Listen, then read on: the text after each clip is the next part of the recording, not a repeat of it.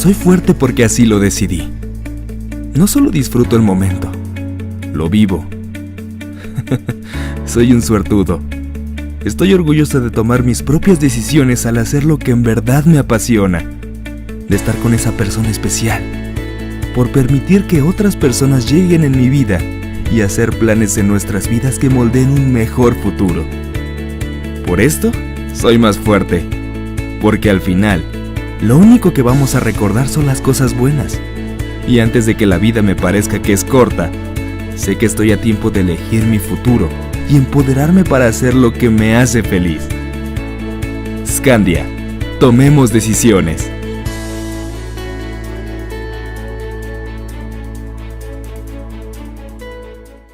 Hola, muy buenos días a todos y bueno, pues muchas gracias por acompañarnos en este webinar que estamos organizando, donde tenemos 3 invitados pues, especiales y con una tremenda experiencia en el sector financiero, y esta modalidad que estamos haciendo pues nos hemos sentido que ha gustado mucho, donde hacemos un panel donde estaremos pues abordando pues muchas preguntas de mucho interés en estos momentos que estamos viviendo en los mercados internacionales y en los mercados locales. Si me permiten, pues quisiera arrancar presentándoles a las 3 pues, personalidades que nos están acompañando, porque la verdad es que para nosotros en Scandia es un honor que tengamos este panel. Es un panel de primerísimo nivel. Les presento primero, pues tenemos a Carlos Rivera. Él es el CEO de BNP Paribas. BNP Paribas pues, es uno de los bancos más grandes a nivel global, que tiene una operación aquí en México desde hace algunos años. Carlos, pues muchas gracias y de verdad te agradecemos mucho que nos puedas acompañar en este panel. Al contrario, gracias por la invitación. Bueno, en segundo lugar, les presento a Juan Manuel Verón. Él es el Chief Investment Officer de otra gran institución a nivel global, que es Principal. Principal, pues también tiene muchos años de operar aquí en México en diferentes sectores de la industria financiera en México. Juan Manuel, al igual que Carlos, de verdad te agradecemos mucho el tiempo que nos puedas acompañar en este espacio. Al contrario, muchas gracias a ustedes. Me parece una muy buena oportunidad para comunicarme con ustedes y con sus clientes. Súper. Bueno, y finalmente, pues alguien de casa, de nosotros, nuestro Head of Investments a nivel LATAM, Jaime Álvarez. Jaime, pues, es el responsable de las inversiones para el negocio que tenemos aquí en Scandia, México, para el negocio que tenemos en Colombia y otro negocio que se tiene en el Cono Sur. Jaime, pues bienvenido. Muchísimas gracias también. Hola, ¿qué tal? Mucho gusto. Mucho gusto estar con ustedes. Gracias. Bueno, y su servidor, yo soy Julio Méndez, soy el CEO del grupo de Scandia México y a mí me va a tocar moderar este panel. Pues la verdad es que es una gran oportunidad. Si acumulamos la experiencia que tiene Carlos, que tiene Juan Manuel y que tiene Jaime, pues estamos hablando de más de quizás 60, 70 años de experiencia acumulada. Y pues ellos han vivido diferentes momentos, diferentes crisis a nivel global, pero sin duda, pues que esta es completamente diferente a lo que habíamos visto en años o en décadas anteriores. Y para entrar en tema, pues me gustaría arrancar preguntándote, Carlos, pues bueno, hace 4 meses yo creo que era impensable, inimaginable, quizás solo una película de futurista, esto que estamos viviendo, ¿no? Tú, ¿te imaginabas que después de que empezaron ya estos confinamientos, íbamos a estar viviendo lo que estamos viviendo el día de hoy, en términos, por ejemplo, de desempleo en Estados Unidos, donde más de 30 millones de norteamericanos han perdido su empleo? Lo que ha pasado en los mercados, tú, digamos, con toda esta experiencia, cuando arrancó en enero, febrero, ¿pensabas que mitad de mayo, íbamos a estar donde estamos parados ahorita? No, yo creo que era algo totalmente imprevisible para, pues no solamente para nosotros, sino para todos, ¿no? Entonces había una volatilidad enorme, no solo en los mercados financieros, sino en los mismos indicadores económicos. Los primeros indicadores económicos que salieron pues muy conservadores, con estimados de crecimiento del -1, -2% para México. Poco a poco, conforme las cosas, hubo un poquillo más de información y que pues la pandemia no se iba a resolver en el muy corto plazo. De hecho, yo creo que los mercados están reaccionando en forma demasiado positiva, asumiendo una recuperación, como le llaman, en B. Pero en ese momento pues, no había absolutamente ninguna información. Entonces, poco a poco los analistas fueron ajustando sus estimados de crecimiento, empezaron a salir los primeros indicadores débiles, encuestas, producción, consumo, y pues los estimados no, a ver si que seguramente será la recesión más fuerte a nivel global, no solamente en México, desde la gran recesión, ¿no? Pero no era algo descontado por absolutamente nadie. De acuerdo. Y ahora, y tú lo mencionabas en tu presentación, y me gustaría darle la palabra a Juan Manuel, muchos economistas, analistas, están constantemente hablando de cómo será el ritmo de la recuperación, ¿no? Si será una recuperación en V, perdón, en U, en W. Algunos hablan también de una recuperación como este logo de Nike, pero la realidad es que pues sigue siendo todavía mucha incertidumbre de cuál va a ser el nivel de recuperación de las economías. Ustedes, y tú en principal, ¿cómo visualizan que puede ser esa recuperación para el segundo semestre del año?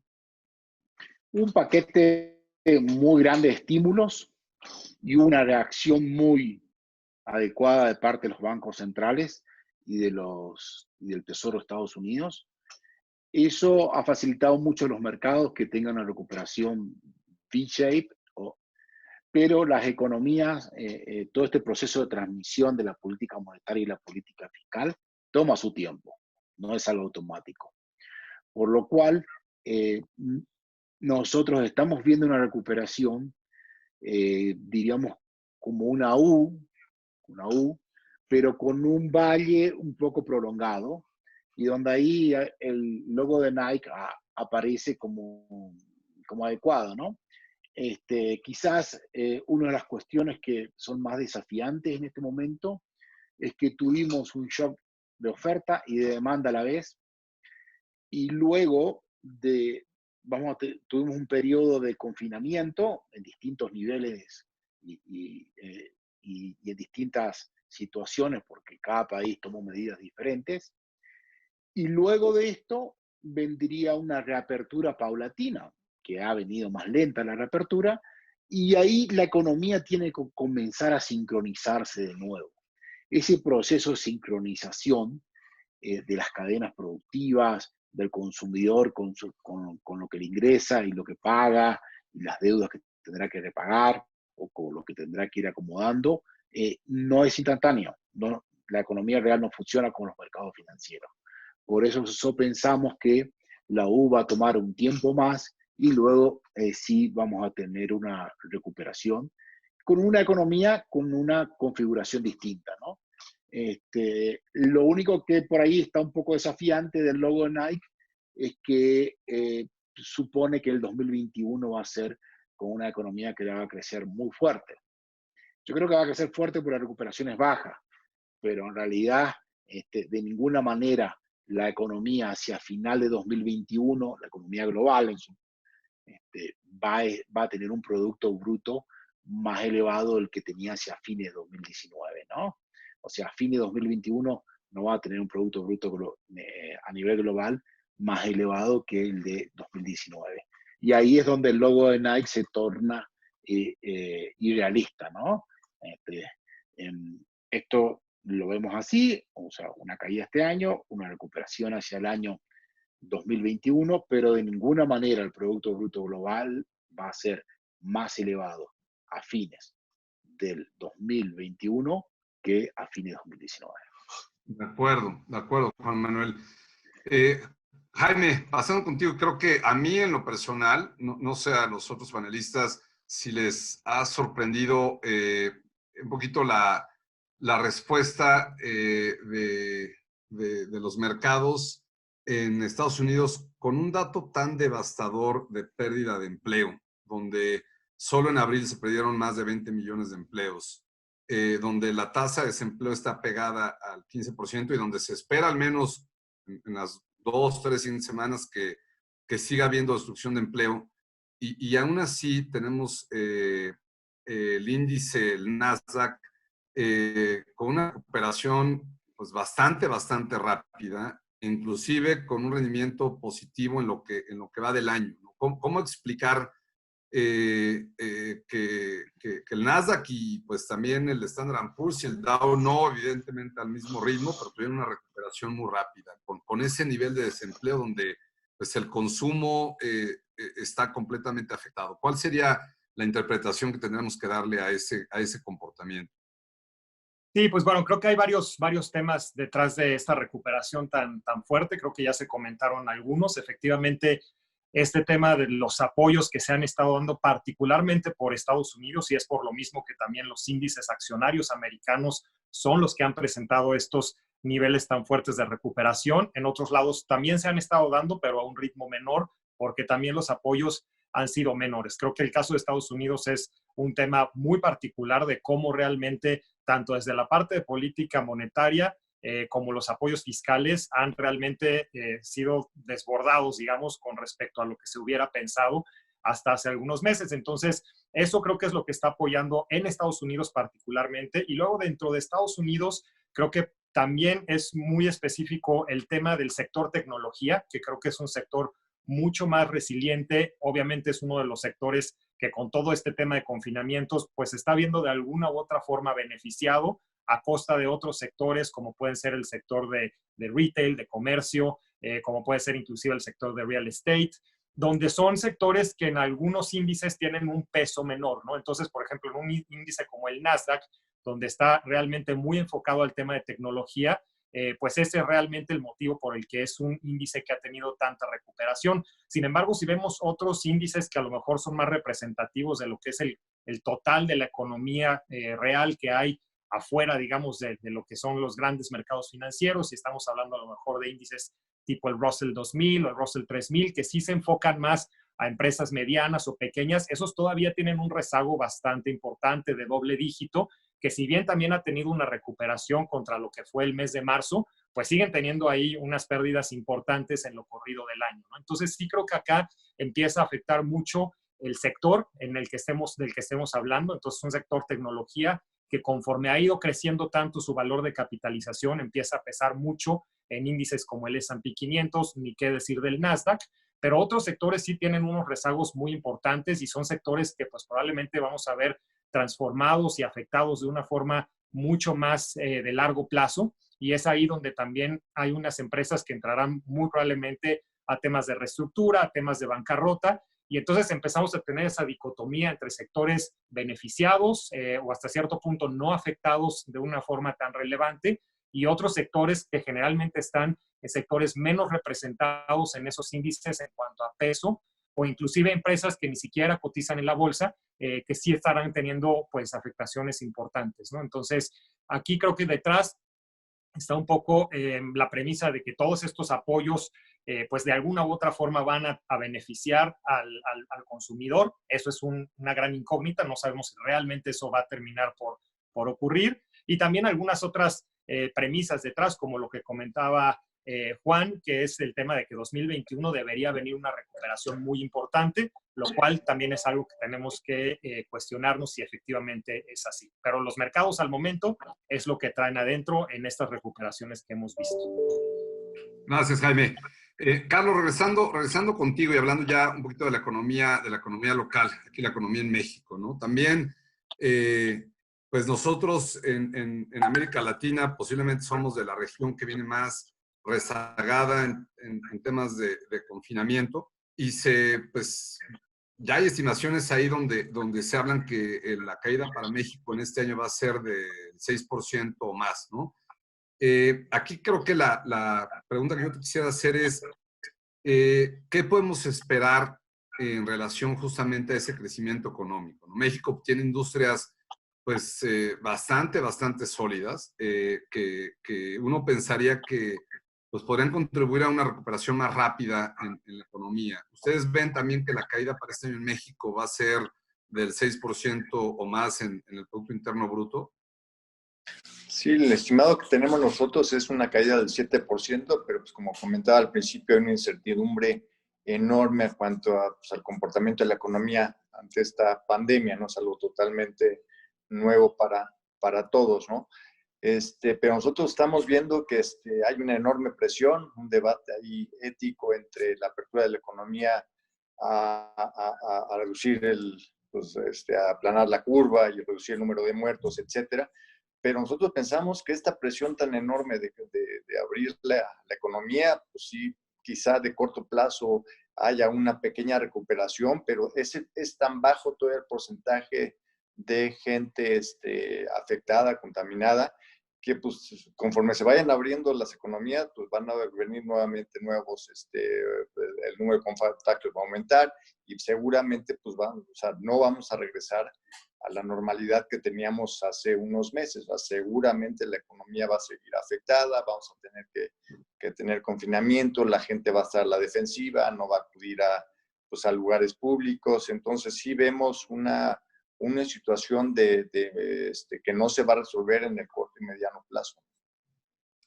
Sí, de acuerdo, coincidimos, ¿no? Aquí, pues creo que la inquietud de muchos de nosotros es justamente cómo va a ser ese comportamiento y no nada más aquí en México, ¿no? De los habitantes en sus hábitos de consumo, en sus hábitos de viaje, en sus hábitos de esparcimiento, cómo va a ser el regreso a clases, cómo va a ser el regreso a los centros comerciales. Creo que eso es algo que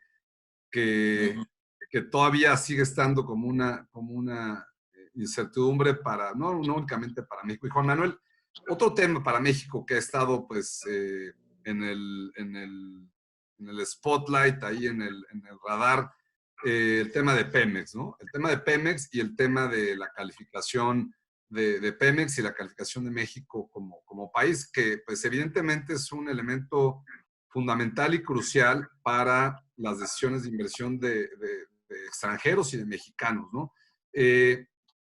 ¿Ustedes consideran que para el segundo semestre del año México pueda estar sujeto a una revisión adicional y una posible degradación en su calificación? Me parecería muy prematuro que haya una nueva revisión de las calificaciones actuales. Las revisiones ya fueron realizadas conforme a la función de reacción que tuvo el gobierno en función del coronavirus y de la política fiscal.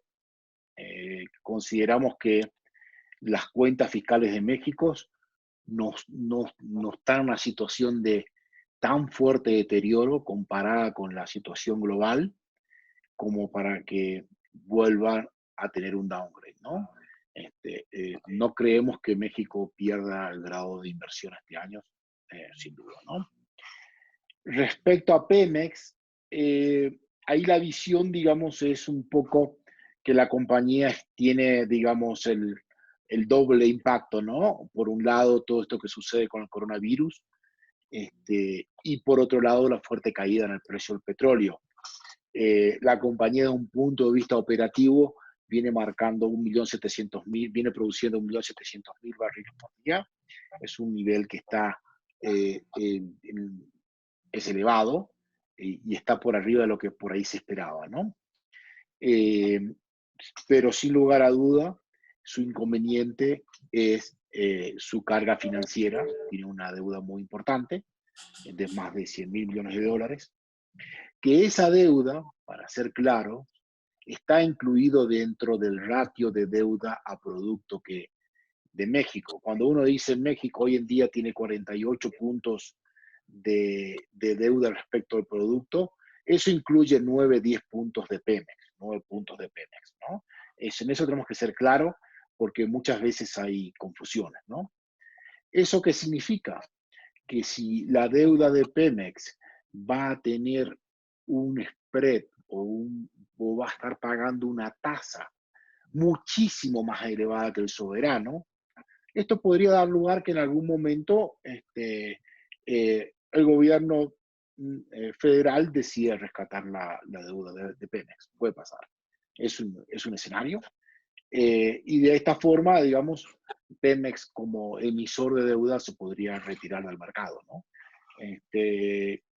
Respecto al impacto que tendría el soberano, mi punto es que eso ya está dentro de los 48 puntos de deuda respecto del producto, ¿no? Para ser claro, ¿no? Súper, Juan. Sí, muy clara la explicación.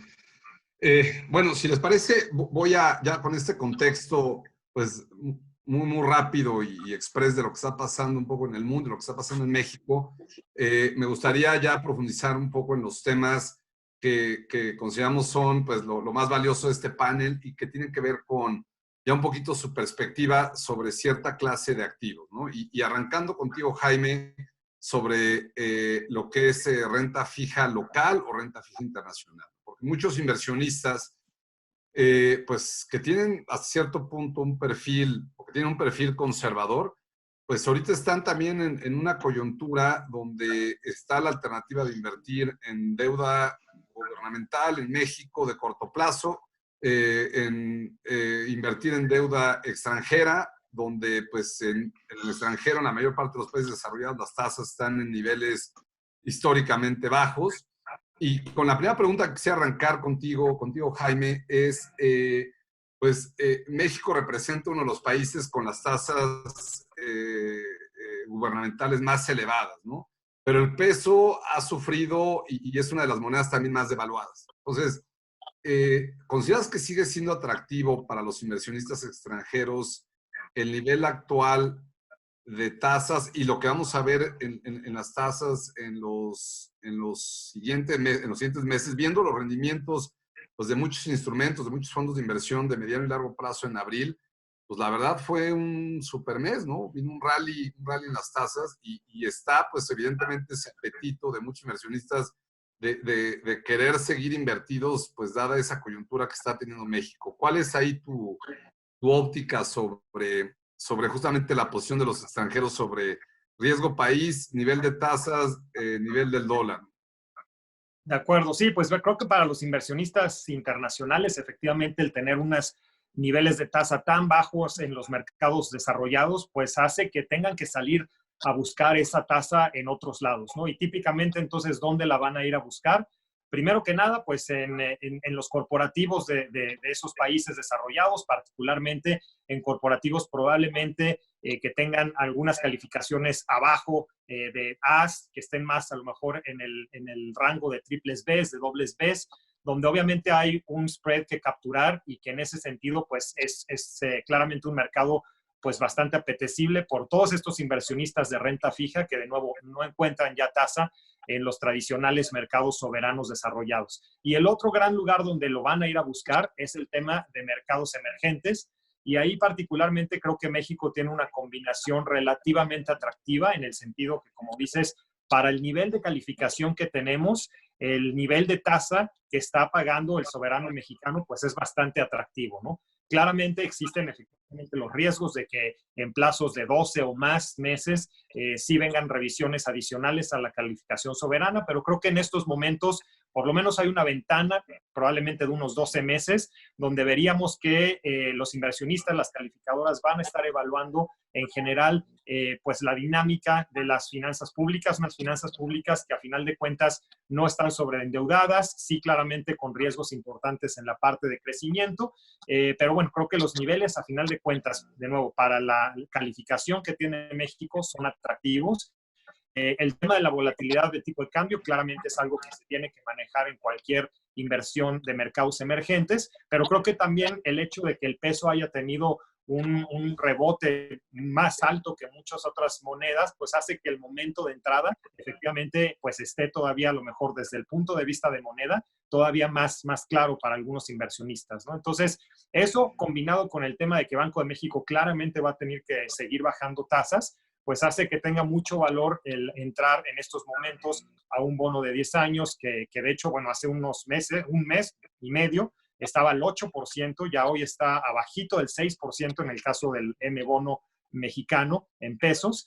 Y bueno, pues claramente aquí ha sido una plusvalía impresionante, como lo dices, y creo que todavía hay espacio conforme esta ventana que tiene Banco de México para bajar tasas continúe presente. La inflación nos está dando esa ventana, la inflación 12 meses está en 2%, las condiciones también creo que de Banco de México están ideales como para seguir bajando tasa en un momento de coyuntura económica como este. Entonces, creo que es un buen momento que los inversionistas lo están viendo con atención, de nuevo, porque tienen que salir a buscar esa tasa que en otros lados no está.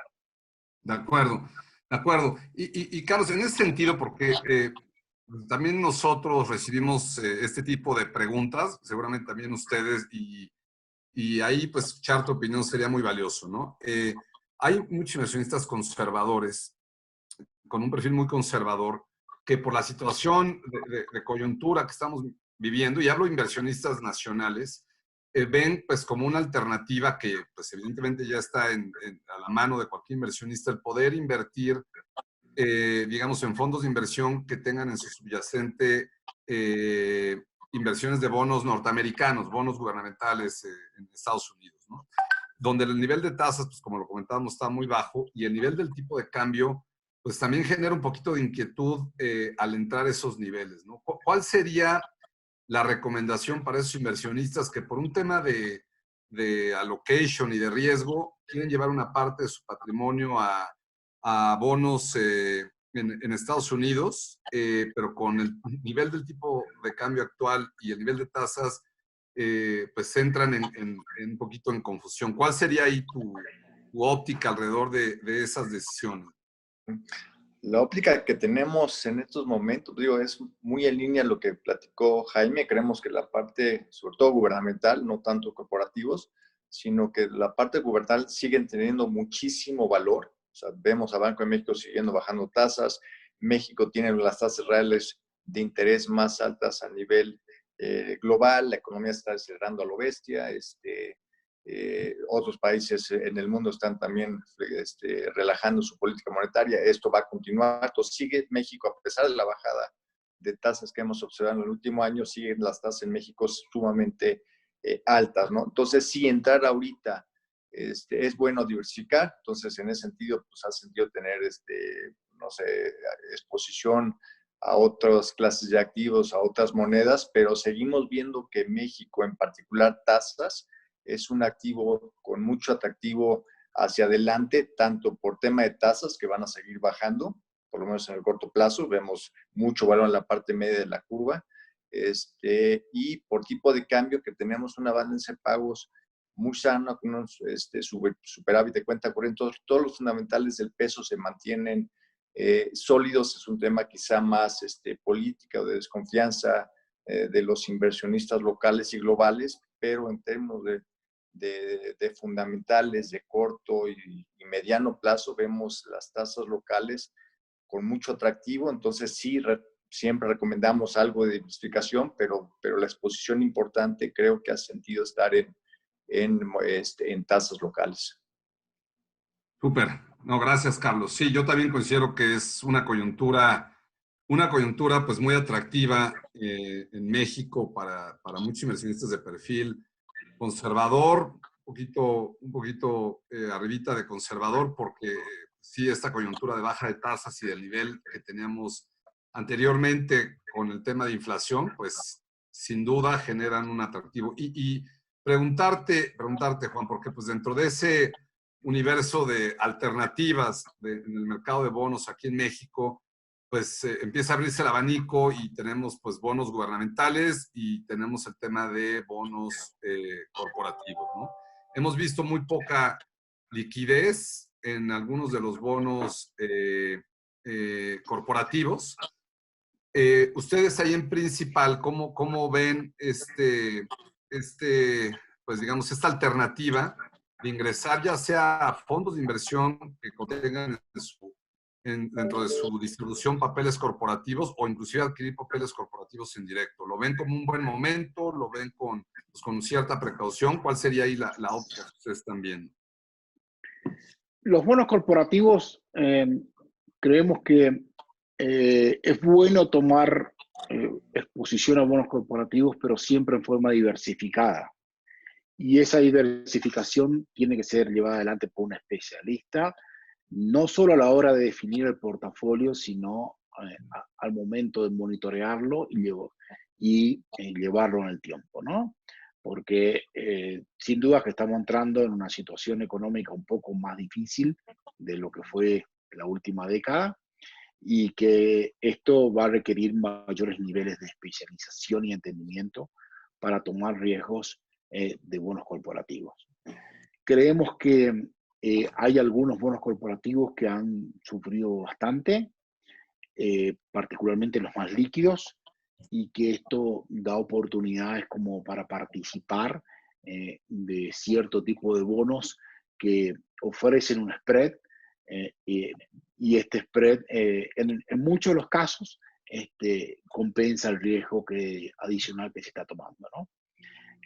Todavía creemos que en ciertos sectores va a haber un repricing o una reconsideración de los spreads, pero creemos que selectivamente se puede ir tomando riesgo en forma paulatina, ¿no? No es una estrategia tan fácil y tan directa como la que mencionaban Carlos y Jaime, como es el caso de la parte media de la curva, por ejemplo, de los bonos M. Es algo que uno va, entra fácilmente, y los vehículos son líquidos, y uno hace un seguimiento de crédito del soberano y nada más. Creo que demanda mucho expertise y mucha dedicación. Y todavía es un poco temprano. De acuerdo, de acuerdo. Y ahí pues creo que siempre es bueno, aunque a veces pues son factores que en el día a día pueden olvidarse. La gran ventaja que ofrecen los fondos de inversión, que las tres instituciones que estamos aquí presentes, pues es una parte muy importante de nuestro negocio, pues ofrecen justamente esa enorme ventaja. Ofrecen la ventaja de que hay un equipo profesional con experiencia y especializado manejando esas inversiones, ofrecen el enorme valor que es la diversificación, ofrecen el gran valor que es la liquidez en condiciones, llamémosle, normales, y pues nosotros siempre estamos constantemente reforzando esos principios que son un gran valor de las sociedades, de los fondos de inversión, porque como comenta Juan, necesita tiempo, dedicación, experiencia y muchas cosas más para poder interpretar los momentos de mercado como estos, que son de oportunidades, de la forma apropiada. Y en ese sentido, Jaime, pues también para algunos inversionistas el apetito por buscar fondos de inversión ligados a una tasa real, audibonos, pues representa también siempre pues una alternativa, ¿no? ¿Cuál sería un poquito tu opinión alrededor de esa clase de activo? Si lo puedes acompañar también con una breve explicación de cuál es el funcionamiento justamente de estos fondos que están ligados a tasa real, para que pues, los que nos escuchan puedan interpretarlo también de una mejor forma, y si lo ves tú como una buena alternativa también de inversión. De acuerdo, sí, pues bueno, este tipo de fondos principalmente se dedica a invertir en instrumentos que están UDIzados, es decir, que no están valuados en pesos mexicanos, sino en UDIs, y esto quiere decir que la UDI, el precio que esté en UDIs, se tiene que combinar con la inflación que realmente está ocurriendo para tener ya, digamos, el valor final del bono, ¿no? Y estos fondos de inversión pues se dedican a invertir en este tipo de instrumentos. Estos bonos generalmente, pues para tener una evaluación adecuada, lo que hacen es tratar de pronosticar cuál va a ser la inflación que va a venir, de tal forma que generalmente te dan una sorpresa positiva el precio si la inflación sale arriba de esa inflación esperada, y generalmente también te dan una sorpresa negativa si la inflación empieza a salir por debajo de esa inflación pronosticada, ¿no? Entonces, en ese sentido, creemos en este momento que los precios de los UDIbonos se van a tener que ir ajustando a una nueva realidad que vamos a tener en los meses subsecuentes, que es una inflación bastante más baja a la que esperábamos hace unos meses. Entonces, creo que ya poco a poco los UDIbonos han ido ajustándose, su valor, digamos, ha ido disminuyendo un poco conforme esta nueva realidad de inflación está presente. Creo que hacia adelante, pues la inflación tiene el potencial efectivamente de entrar en una senda bastante baja, aunque ya el mes de abril creo que recuperó mucho, digamos, en una caída casi directa del 1% de deflación, cosa que creo que nunca se había visto a lo largo de la historia de la medición de inflación en México. La inflación 12 meses está prácticamente en 2%, también un dato sumamente bajo, y probablemente sigamos viendo hacia adelante algunos meses en este tenor. Lo que está detrás de esto son precios energéticos muy, muy bajos, y nos queda la gran duda de cómo va a ser la recuperación del apetito de consumo por parte de los inversionistas, ya cuando esto empiece a tener una dinámica de crecimiento en la economía, ¿no? Y eso pues tiene el potencial de sí, a lo mejor empezar a incrementar las inflaciones, pero ya más hacia el mediano, hacia el largo plazo, ya probablemente más hablando del finales de este año, inclusive a 2021. Entonces, con una perspectiva de mediano y largo plazo, cuando la inflación empiece ya a repuntar, creo que los subibonos van a ser una buena estrategia. Ir armando poco a poco posiciones ahora que los precios, digamos, son atractivos para los subibonos, creo que puede hacer sentido, sin esperar a ver que sean instrumentos que el siguiente mes nos vayan a dar rendimientos muy, muy extraordinarios, pero sí creo que como parte de una estrategia de diversificación y sobre todo con miras a que la inflación en algún momento a final de año o hacia 2021 pueda empezar otra vez a repuntar, pues hace sentido tener una parte de la inversión en este tipo de instrumentos. Súper, Juan. Bueno, recordarle también al auditorio pues que tenemos el chat ahí para preguntas. Por cuestiones a veces de tiempo no las respondemos en el momento, pero tengan por seguro que las preguntas que nos hagan llegar las estaremos respondiendo al final del panel. Bueno, hablar del tipo de cambio siempre es un tema que está sobre la mesa, pero que siempre es complejo porque cuando uno pues, revisa históricamente los movimientos del tipo de cambio, siempre encontramos que en estas etapas hay una constante que es volatilidad, ¿no? Y en ese sentido, Carlos, pues parecía ser que el peso ya encontró un nuevo piso. Creo que nos vamos a tener que olvidar del piso que teníamos antes de la pandemia. Y pues hemos encontrado que el tipo de cambio ha estado ahí pues moviéndose entre los 23.70, 23.80 a 24, ¿no? ¿Ustedes consideran que vamos a seguir viendo ese nivel de tipo de cambio y difícilmente lo vamos a ver regresando a los niveles, yo no quiero decir de 18, 19, sino de 21 en los próximos meses? ¿Cómo ven la óptica del tipo de cambio ustedes? Entonces, en cuanto al tipo de cambio, la verdad es que nos sorprendió la reacción del tipo de cambio. O sea, el tema de fundamentales del tipo de cambio que ya platicamos se ve pues, muy sano. Tenemos una balanza de pagos muy sana, con un superávit de cuenta de balanza comercial, de cuenta corriente, quizá por las razones equivocadas, por la brutal desplome que tuvimos en la demanda, pero bueno, finalmente estamos pues acumulando reservas. Aquí es un tema más bien de corto plazo, de confianza del inversionista. Como saben, los inversionistas globales tienen un alto porcentaje de su patrimonio invertido sobre todo en los bonos EMES, en los CETES y en los bonos de tasa, ligados a tasas nominales. Entonces, es un tema más bien de confianza, no de fundamentales. Creemos que el tipo de cambio está, pues ya los niveles actuales creemos que está subvalorado. Y pues el tipo de cambio va a estar hacia adelante pues, más relacionado con decisiones más bien de corte político que de otro tipo de consideraciones, ¿no? Seguramente el gobierno va a entrar al rescate de Pemex. Si eso sucede, pues habrá una contaminación tanto a tasas como a tipo de cambio. Pero en términos de corto plazo, mediano plazo, el peso lo vemos sólido, no vemos una razón para que el tipo de cambio pueda tener una mayor depreciación, pero bueno, también recordar que las tasas de interés también se están volviendo cada vez pues, menos atractivas para los inversionistas globales, las tasas están bajando y eso va a tener algún impacto en el tipo de cambio, por lo cual no lo vemos regresando, pero tampoco lo vemos al tipo de cambio con depreciaciones mayores a las que ya a las que ya tuvimos en las últimas semanas. Súper, gracias Carlos.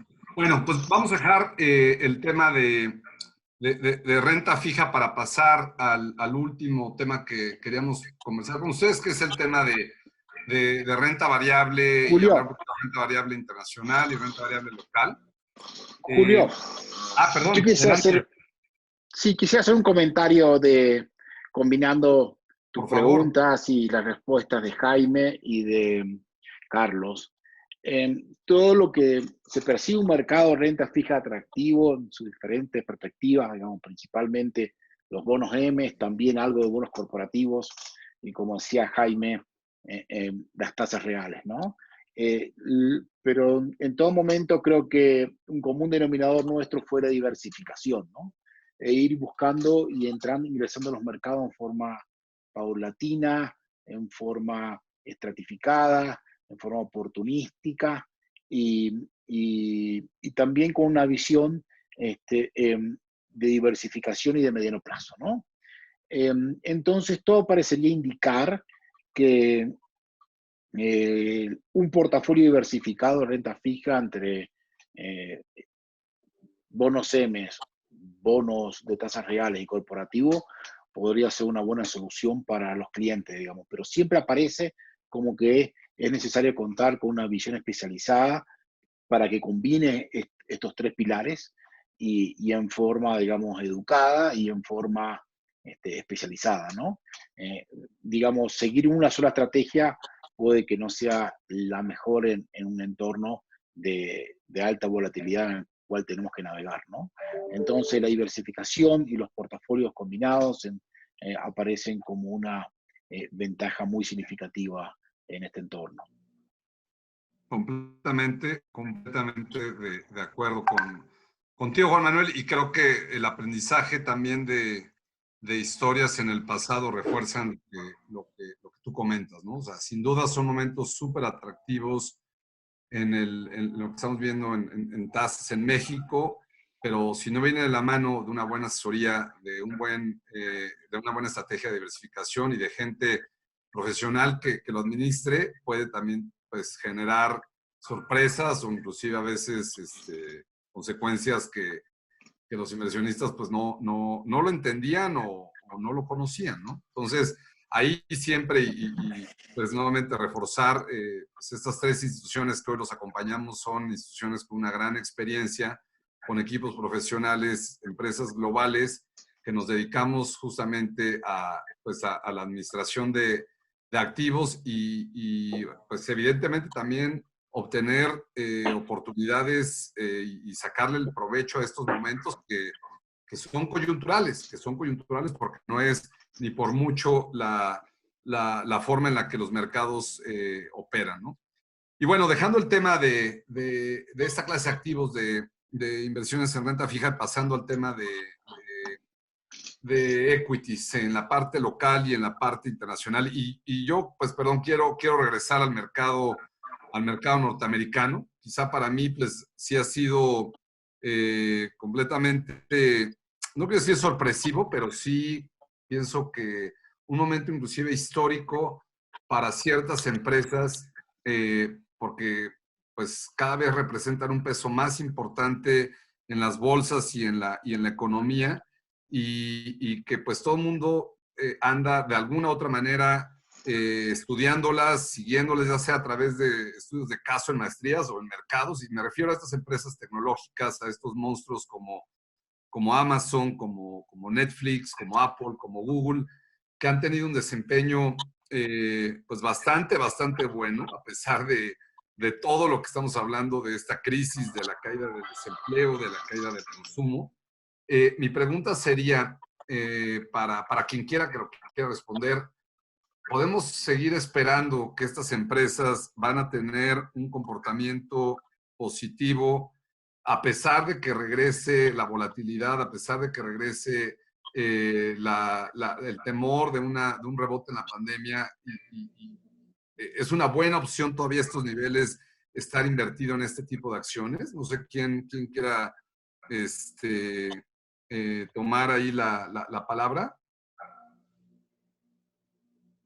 Jaime, Juan. Sí, si quieren yo podría comentar un poco. Creo que pues esta crisis efectivamente abre la puerta para nuevas realidades para muchas empresas, ¿no? Y creo que, como lo comenté, el sector tecnología, pues claramente hemos visto que es lo que ha sacado adelante a muchas empresas, el que se pueda estar trabajando en home office, el que tengamos una nueva realidad, que esperemos que obviamente poco a poco la normalidad, entre comillas, que conocíamos antes regrese, pero ciertamente creo que de una o de varias formas nuestra vida cotidiana va a ser una antes y después del tema de COVID. Y en ese sentido creo que la tecnología y las empresas en este sector efectivamente tienen el potencial de seguir creciendo, y aquí hay dos temas en cómo podríamos enfocar las inversiones, ¿no? Una, en la parte de nuevas empresas, pequeñas empresas que probablemente están aprovechando esta oportunidad para crecer, para realmente explotar sus modelos de negocio, y creo que hemos visto ahí algunos ejemplos interesantes de empresas que probablemente no eran tan visibles y ahora son muy visibles. Creo que una de ellas es el caso de la plataforma Zoom, por ejemplo, donde, y como esta, pues muchas otras, sobre todo en el subsector de ciberseguridad, etcétera, ¿no? Entonces creo que hay muchas otras empresas que probablemente no son estas grandes empresas, que probablemente todavía tengan valuaciones relativamente atractivas y que se les está abriendo un panorama de negocio sumamente atractivo, ¿no? Por otro lado está pues estas empresas grandes que son las más visibles, las que tienen ya gran peso en el mercado. Ahí pues obviamente tenemos pros y contras, ¿no? Por un lado, pues los pros es que pues obviamente ya son empresas que representan como parte de los índices ya pesos muy grandes, son acciones obviamente muy líquidas, muy visibles. El gran problema es que también al tener todo el reflector, pues la volatilidad en sus precios puede empezar a ser importante, ¿no? Entonces, con algún trimestre en el cual sus resultados no sean los que se estaban esperando, pues podamos ver obviamente caídas muy relevantes, pues porque obviamente son las empresas que tienen el gran reflector, ¿no? Pero creo que tener de nuevo otra vez un portafolio diversificado, tomando un poco de posiciones en estas empresas, que muchas de ellas claramente tienen un futuro bastante atractivo. Algunas de ellas hay que ser cautos, porque sí, por ejemplo, un Apple que no está únicamente metido en el tema, digamos, de la tecnología como tal, sino también en esa parte del hardware, es decir, de la construcción de sus aparatos, de sus teléfonos, etcétera. El tema de las cadenas productivas también va a ser un tema que va a cambiar mucho. Entonces, ahí también, dentro de ese gran sector de las empresas que están en ese reflector, hay algunas que sí van a tener algunos cambios que va a ser interesante ver cómo resuelven.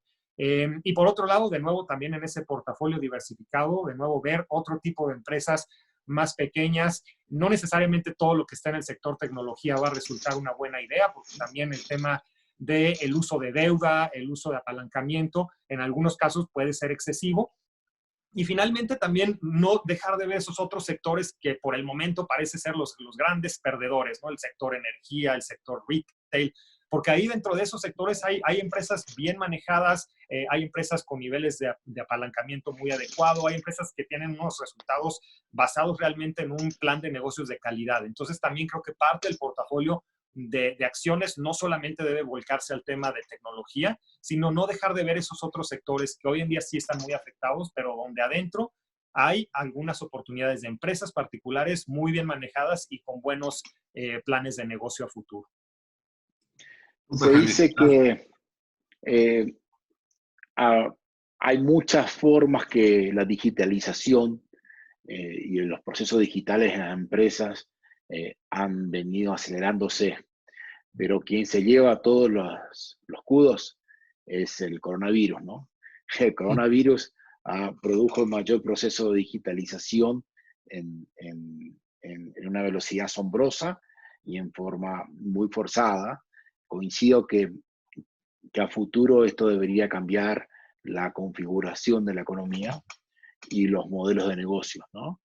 Es probable que varios sectores de la economía, cuando vuelvan, no sigan teniendo el mismo modelo de negocio y haya una sincronización totalmente diferente.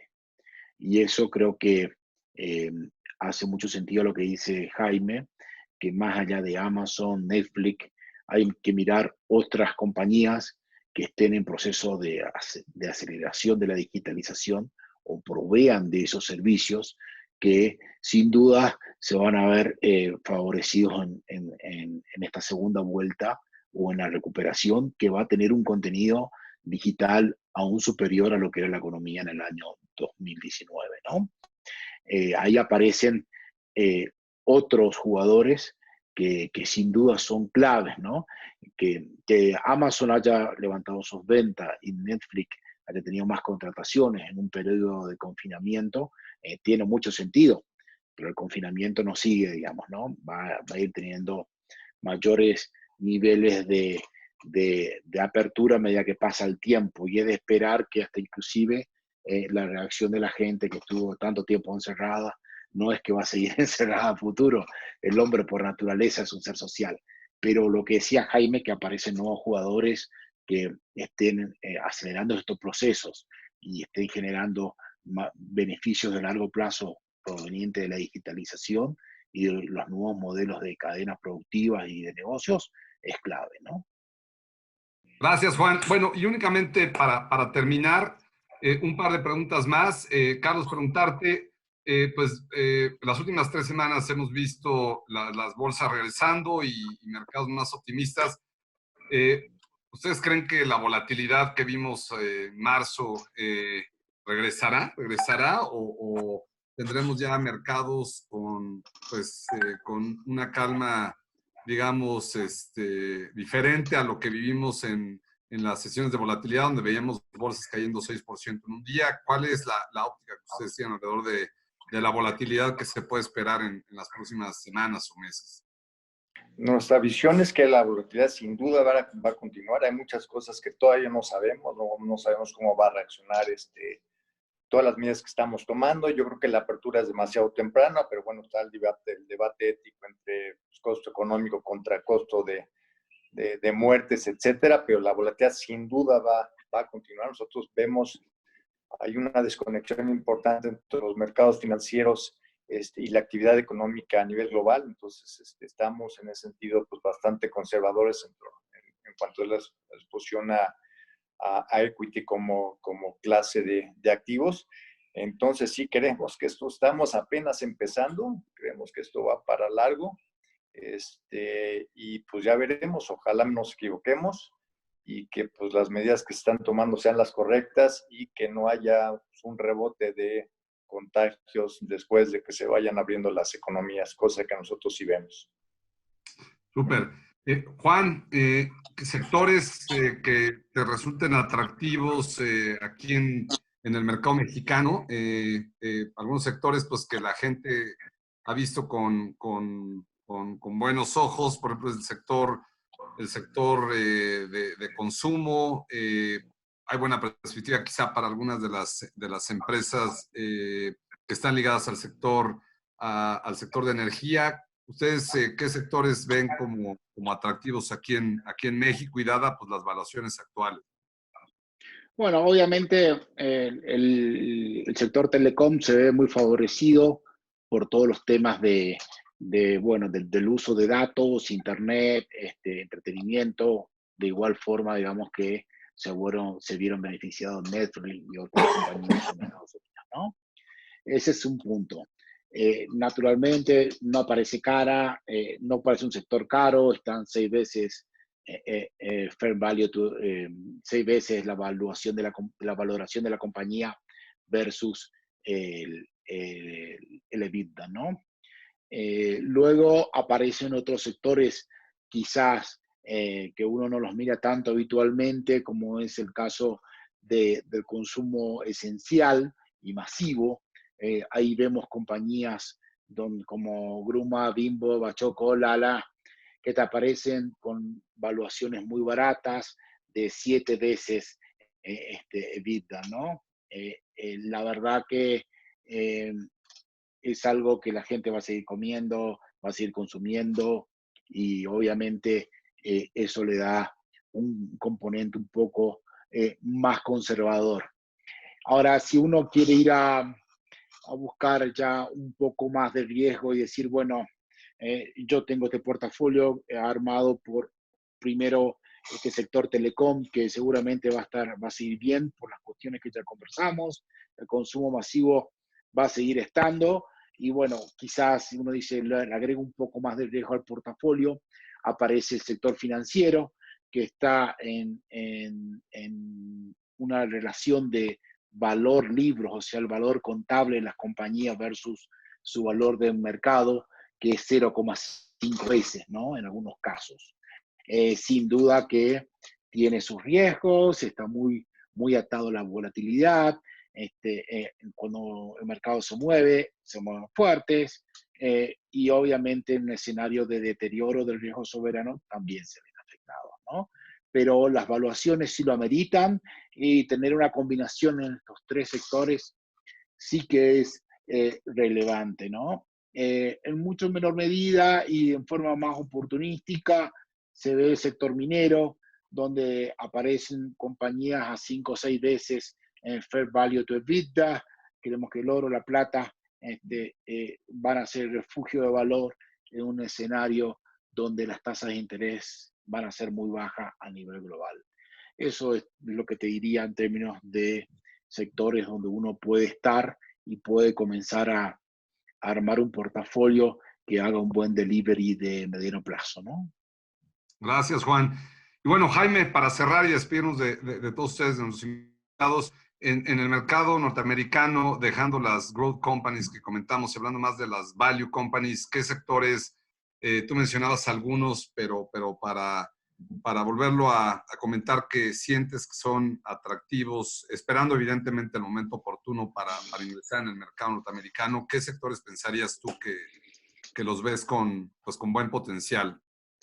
Sí, definitivamente este gran tema de growth versus value, es decir, las empresas, todas estas del sector tecnología, que por sí mismas ya también traen valuaciones muy altas, pues claramente siguen despegando, y muy por debajo quedan estas acciones value, que son acciones claramente a valores mucho más razonables. Es una forma de invertir que también hay que tener cuidado, porque justo en momentos como estos es donde se pueden materializar efectos como el famoso value trap, es decir, entrar a empresas el día de hoy porque se ven muy baratas, pero que estas empresas no hagan otra cosa más que seguir abaratándose, e inclusive entrar en procesos de reestructura, etcétera, que complicarían todavía más la tendencia accionaria. Entonces, creo que dentro de todo ese mundo value, probablemente lo que puede llegar a ser más rescatable de forma un poco más rápida es también justamente la parte de financieros. La parte de financieros en Estados Unidos también es un sector que pues ha venido golpeado, es un sector que también ahí adentro pues hay una gran cantidad de empresas, desde los bancos muy regionales hasta bancos realmente muy sólidos. Entonces creo que también en el sector financieros en Estados Unidos claramente es una inversión un poco más de riesgo, a valores un poco también más razonables que lo que son sectores como tecnología, que es lo que hemos hablado, pero combinar algo de este tipo de sectores creo que merece mucho la pena, sobre todo porque esa divergencia tan grande que hay entre las valuaciones, de nuevo, de tecnología con estos otros sectores value, pues hoy más que nunca se ha abierto. Y bueno, pues también es lógico pensar que sobre todo esas buenas empresas de esos sectores que hoy están tan afectados, pues van a hacer sentido, ¿no? Y de ahí que es importante probablemente el que haya una gestión activa, es decir, no todo el sector financiero vale la pena, pero sí empresas dentro de ese sector creo que valdría la pena ponerlas como parte del portafolio, y es justamente algunas de las cosas que tratamos de hacer cuando hacemos gestión de portafolios de renta variable internacional o renta variable americana. Muy bien. Pues si nadie tiene algo más que compartir, que comentar, de mi lado, de verdad, pues agradecerle primero a todas las personas que nos acompañaron en este webinar. No es nada sencillo, pues, poder juntar a tres expertos en estos temas, así que, pues, de verdad, a nombre de Scandia, de Jaime, de mi parte, Carlos, quien es el CEO de BNP Paribas México, y a Juan Manuel Verón, quien es el Chief Investment Officer, les agradecemos enormemente su tiempo. Estoy seguro que pues, va a ser muy importante para muchas personas escuchar su view alrededor de lo que estamos viviendo, que es un momento pues completamente inusual en la humanidad. Así que, pues muchas gracias, lo mejor para ustedes, para sus familias, para las instituciones que ustedes representan.